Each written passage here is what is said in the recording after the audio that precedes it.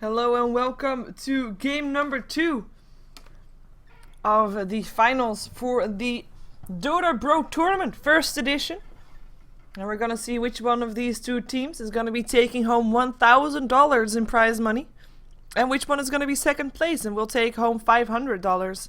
Now, I said game number 2, that means that one game has already been played. I know, it is logic beyond my imagination, but it means that one team is ahead, and that team is eL'Pride. They took out 25 in the previous game with some very hard pushing lineup. It was quite intense indeed, with just leaving one lane entirely open, making sure that, you know what, that lifestealer is gonna need a lot of time to get his items up before he can join team fights, and we're gonna make sure that he's not gonna get that time by pushing out the other two lanes just way earlier. And they did it, and they successfully did it, and they won the fight, won the game. Now let's see what we're gonna see next. We're gonna see another Bat Rider on the side of 25. They used it in the previous game as well, to no avail obviously, but this time maybe different. We're gonna see a Darkseer up on the side of eL'Pride. Darkseer was on the previous team, on 25 in the previous game, but this time eL'Pride is going to pick it up, so we'll have an offlane this time, so at least that one is not going to be empty anymore. We have a Nyx Assassin, a Chen banned out. Chen was a very, of course, important factor of the previous game, but giving him a first ban is quite interesting indeed. We're going to have a Keeper of Light and a Magnus being banned out as well, with Queen of Pain now picked up by eL'Pride. They're kind of already showing what they want to be doing. It might be a trick, because it might not be something that they want to be doing, just making us believe that's something that they want to be doing. But Queen of Pain in the mid lane, they're just, I mean, they have got their off lane, they have got their mid lane. So are they gonna go for a jungle hero, or are they gonna be going for a start of a tri lane, perhaps? Or dual lane for that matter. We have a lot of jungle heroes here. Well, I say a lot, but that's actually just two, or at least two solid ones. Enigma is still in, that could be a good one to pick up. But Enchantress is still in there, of course, as well. So we'll see what they're gonna do with that, as we have got, well, the Shadow Demon and the Bat Rider. They are giving a bit away about what they want to be doing, but Bat Rider is versatile, so he can be offlane, he can be mid lane, and Shadow Demon is probably gonna be a support. But not giving that much away just yet, and it is Rubik that gets picked up by eL'Pride, basically countering every single hero that's gonna be picked up by 25. And also saying, you know what, we're gonna be having Rubik as a support probably, though in theory eL'Pride already has all their lanes sorted, because we have seen Rubik's on off lanes before. We have seen Queen of Pains on off lanes, we've seen Rubik mid, we've seen everything. So, you know, in theory everything is possible on the line of eL'Pride. We've got Undying being picked up by 25, who has actually forgotten to put their team profile on there, which is quite a shame, but that doesn't matter. And Undying, we've seen Undying being banned out in the second banning phase for almost all games we had today. And it is a solid hero for multiple reasons. It is a solid hero on the offlane by himself. He can stay alive, he doesn't name justice, he is indeed Undying. He can be super annoying on an aggressive tri-lane. And he might even be a solo lane somewhere else. But the possibilities are there, and are plenty, as it is an Enchantress and a Luna that get picked up by, or banned out I should say, by the teams. So still jungle heroes being banned out by 25. Maybe we're also going to see an Enigma being banned out by 25 if they really don't want to fight anything that's going to be in the jungle. We'll find out, though. The first pick is of course on eL'Pride side. So should they want an Enigma, then it is indeed going to be 25's job to ban it out if they don't want to be up against it. We're gonna have Tinker being banned out though, together with a lifestealer. It is this time, I mean, previous game we saw the same thing. We saw 25 not having to use their bonus time until the very last two pickups. eL'Pride used their time, all of their time, for the first couple of picks, and they're doing the same thing again. They're making sure that eL'Pride, I mean, they need they need time to think about their draft. And 25 is just not giving them any extra time. They're making sure that they use the time that eL'Pride is using to ban out their heroes, just so they don't have to use any time for themselves. But yeah, Lifestealer being banned out, of course, that's some hero that Nexus loves to play. Chaos Knight also being banned out. Another carry, and it is indeed Enigma that gets banned out by 25, so no jungle heroes, or at least no conventional jungle heroes, go in the way of eL'Pride. So we have, of course, seen a movie where Rubik is actually jungling. And you see the movie on YouTube, jungling on the Radiant side, which is possible. We'll find out if they're actually gonna do that one. As we are waiting on the first pickup for the second pickup for eL'Pride, for second pick phase, I should say. And they might be thinking about picking up their carry already, because if they know which carry they want to be going for, then they run the risk of having 25 picking up their carry, basically. Because both of these teams don't have their real carry yet. Options are now limited due to Chaos Knight and Lifestealer being banned out, and that's indeed Sven. They want to pick him up, not give their opponents any chance of picking that one up instead. We might actually see Wisp being picked up for the last pickup for eL'Pride if they wanted to. Or LeShrek or Lina. I personally like the Lina lately a lot more, so Lina, Sven, Rubik lane would be very interesting to see and could actually be an aggressive tri lane if they want to, but in theory you want to have the Sven farming, so you just want to make sure that that you're gonna be having that that safe lane for him, with Rubik and Lina able to just make sure he stays safe. And if they can get a kill, fine, but not really needed that much. We're gonna have reserve time for the first time, going the way of 25. Let's see what carry they want to pick. Maybe they were thinking of picking up the Sven, and right now their fun got spoiled and they cannot pick up the Sven anymore. But which hero did they want to pick up? There's still plenty of carries in there. Faceless Void comes to mind, for example.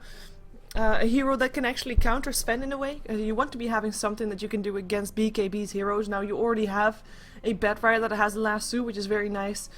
If the Undying is gonna be on a tri lane, then perhaps you want to also go for Beastmaster. You have that Roar then to deal with that Sven later on as well. But a Chronosphere from a Faceless Void is pretty damn nice as well. So that could be an option for them, as they're actually using a lot of their time here. Oh, that gives me time to drink something.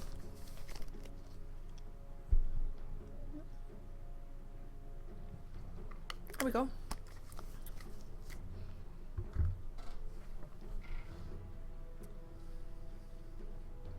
And we'll see. Well, they're still not done.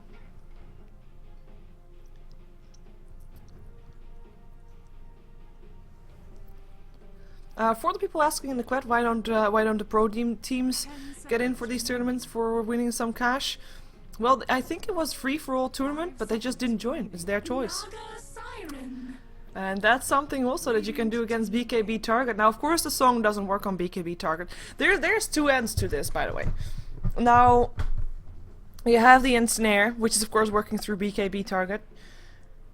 And the thing is, if Sven is BKB'd and you use your song, that means that everybody else of his team is unable to help the Sven. You might be able to kill off the Sven before his BKB runs out.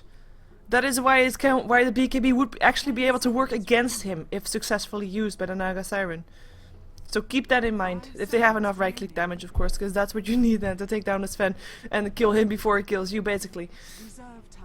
The trouble is, for this still though, it is a Naga Siren. It's fine, having an ensnare against the Sven is pretty nice, so he can't chase you, etc, etc, but if you want to attack him, you have to stand right next to him. If it's one thing that you don't want to do, you don't want to stand next to a farmed Sven.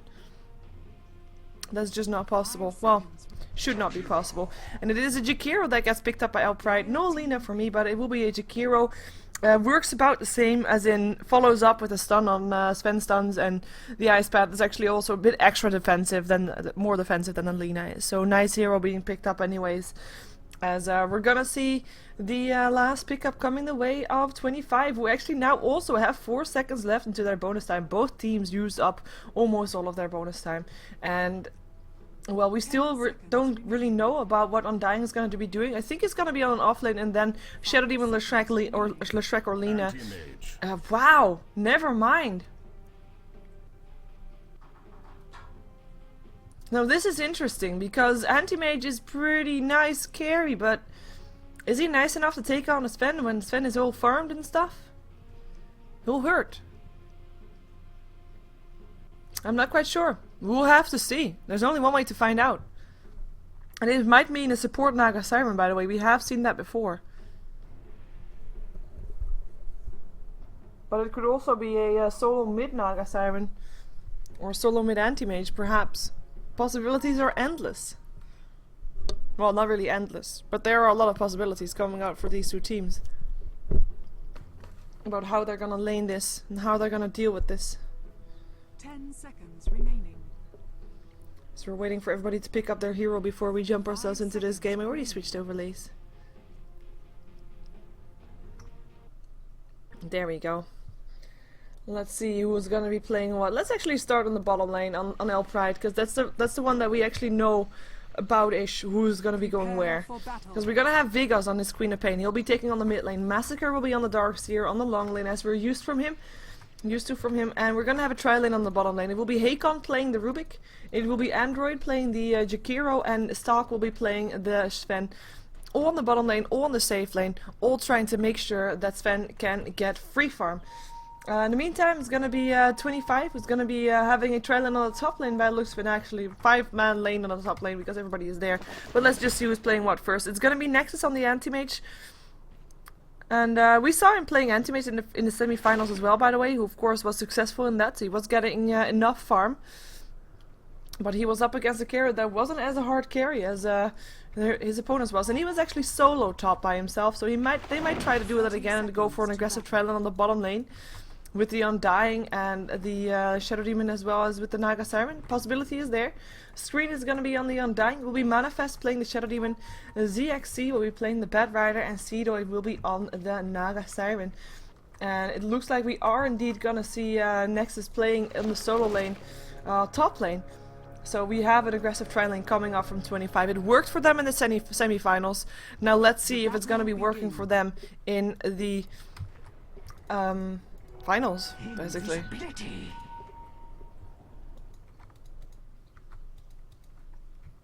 Should be well.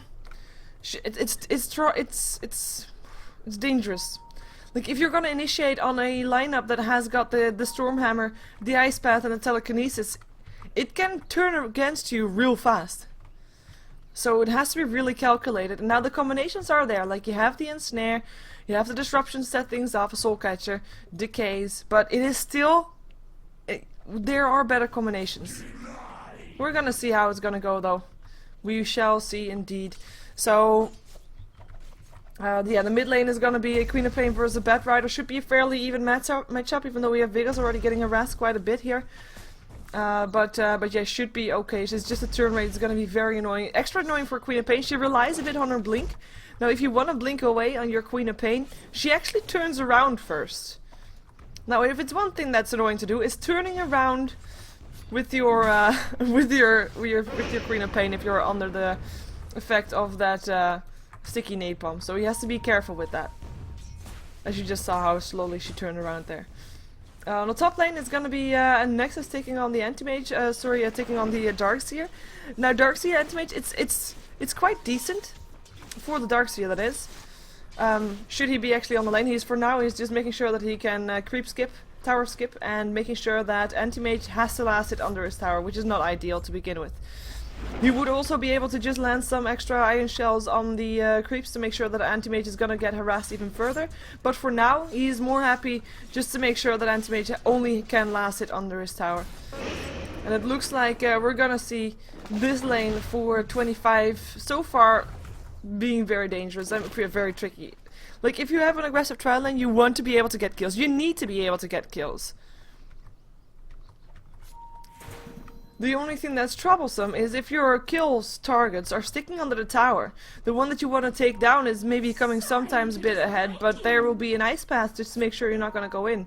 And there's actually no Rubik there. Rubik is actually doing the thing that I said was possible on the video. He is pulling and jungling by himself. You can clear out this one. Wow, I didn't do the drawing. Did I? I don't think I did. And then you can just pull out this one as well, and you can just continuously just go from camp to camp with that creep camp. And then by the time that the creep camp is, or that the creeps are down, there will be a new one. So it is very simple to do, and that's indeed one creep lane gone. And now you can just walk away and just try to do the same thing again. What you do is, by the way, is you telekinesis people up on the high ground. With people, I mean creeps. Creeps from the low ground up into the high ground, so they have to walk all the way here. Take creeps away from there, and then just walk all the way over there. Is under attack. Basically that. And there goes initiation here. Ice Path to follow up on, but they cannot do anything with it apart from just harass. But that's what we're gonna see this Rubik do. As it was a while back that it was a YouTube video on Reddit that did that actually, so you might have heard about it before, and it has been done before in competitive Dota as well. As we see BroTournament getting harassed here a bit, throwing some harassment back. Level 5 upon the Queen of Pain, level 4 upon the BroTournament. Vigos double Devastator though has to be careful also with the tower there, but BroTournament was also already on the way out, doesn't have any mana left anymore now. Vigos still has plenty of mana, he's got 15 stick charges with those sticky napalms continuously going through, so he is having a fun time. As we have got the anti-mage getting harassed here, but harassing back Massacre now no longer has mana for an Iron Shell, uses his magic, or sorry, his whoa, Massacre might be first blood here, and he gets it as well. I was gonna say, uses his soul ring in range of the anti-mage, and he saw it, so he is gonna be getting that kill. And that is first blood money going to a hero that, if you are on the opponent's side, you do not want to see that money up on the anti-mage, because it's just not ideal to have that amount of farm up on a farming anti-mage that's already getting decent farm to begin with. Oh, I say decent, but Elastic under the tower is not working out too great for him. We have, of course, got the Darkseer. He's not missing any kills on the last hits because he was just tower skipping before, so he is highest up on there. He's 30 for 0. But Anti-Mage is 19 for 0. Well, he's not doing bad, and he's even gonna do better now with that first blood money, and also, of course, with the last hits that he gets with the time that Darkseer is actually away. In the meantime, the aggressive trialing for 25 is not really working out. They are not aggressive, they're not getting kills, and they're actually giving this Sven a bit more mana. Stun comes in, here comes Hakon as well, Disruption helping out, there goes an Ice Path though. Can they still go in? Dual Breath still going out, Telekinesis still there, Hakon trouble still.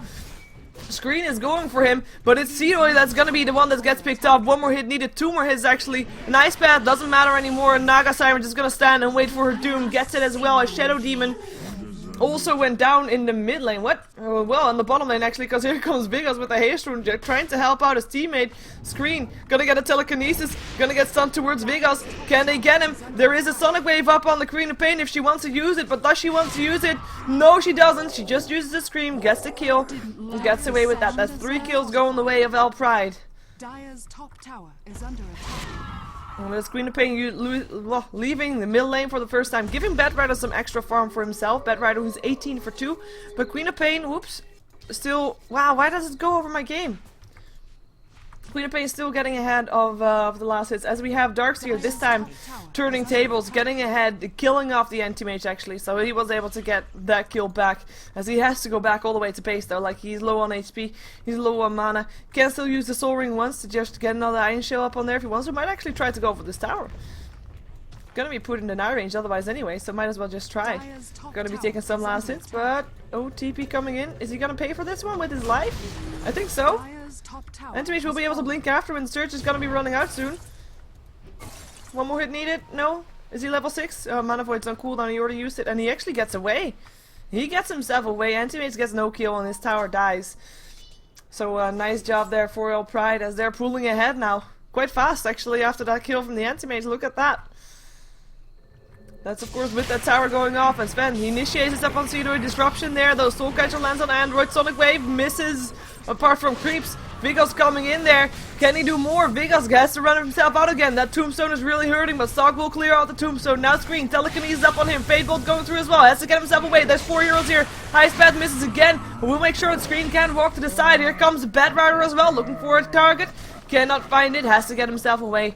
And that is again 1 kill going the way, 2 kills going the way of eL'Pride, as we're gonna see Vigos just doing Vigos things right there. Queen of Pain still goes down, but he picked up the Naga Siren before going down, and BroTournament picked him up instead. So, well, again, kills going the way of eL'Pride in favor of them. Yes, they lose their Queen of Pain, but that's not that bad of a thing, as he gets kills in return, and the lane is gonna get pushed as well. There goes another Stormbolt. There is so much Stormbolts coming out from this Sven. Or is it Stormhammer? Stormhammer. Oh well, details. Potato, potato. But he is by himself. His supports are on the way out. They are too low on mana, and they cannot just wait for mana again. For mana regen. Might as well back out. Let Sven get some experience here, even though he's not getting that much last hits now with the 3 heroes still around here. But he is in a position right now where mind games play a bigger role than the amount of heroes around him, because the fact that there can actually be 3 heroes just popping up out of nowhere is making sure that Seeroy and his teammates are just standing back because they don't want to be caught out like that again.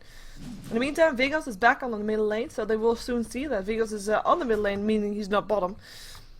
So that's going to be a good thing for them. And we see Seeroy being more aggressive a bit together with Manifest, as we do have 2 heroes going towards the middle lane from 25. They have ZXC together with Screen. Can they do something here? We haven't seen the lasso yet, I believe. Or at least not used successfully yet. As we're going to see Vigos having 32 for 6 last hits. And it's got 3 kills so far. And in the meantime, Darkseer is making sure the lane is continuously pushed. Anti-Mage having a tough time last hitting next to 2 Iron Shell target. And looks like they're gonna look for the Darkseer just to pick him up with the haste rune up on Batrider, looking for that lasso. But look at where Batrider is. All the way out in the top. Exclamation marks comes off because then they think they know where he is, but they can't find him. Where is he? Where is he? Where is he? No! Cannot find him.